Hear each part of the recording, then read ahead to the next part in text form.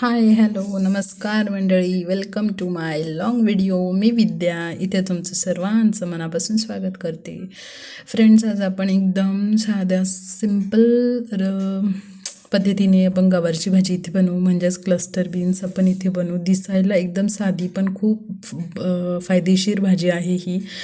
आता आपण गवार जर म्हटलं तर गवारमध्ये फायबर खूप असतात, जेणेकरून पोट साफ होतं. डायबिटीज असणाऱ्यांनी गवार खाल्ली पाहिजे, वजन कमी व्हायला मदत होते. आणि त्यानंतर शरीराला जास्त ऊर्जा देण्याचं काम म्हणजे गवार करते.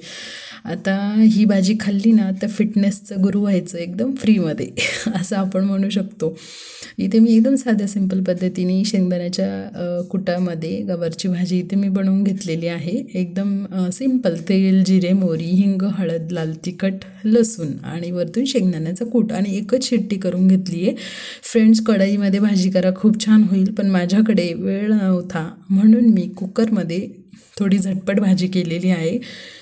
कढईमध्ये भाजी केल्याच्या टेस्ट जरा वेगळ्याच लागतात. वाफेवरच्या भाज्यांची टेस्ट छान लागते कुकरपेक्षा.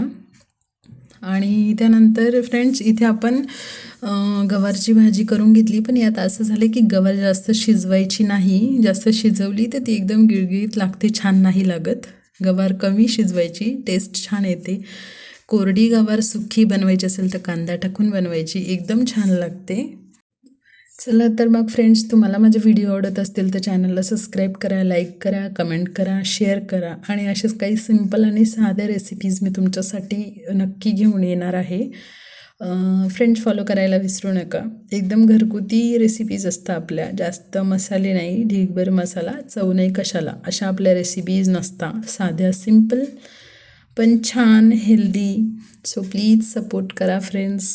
Thank you for watching. बाय.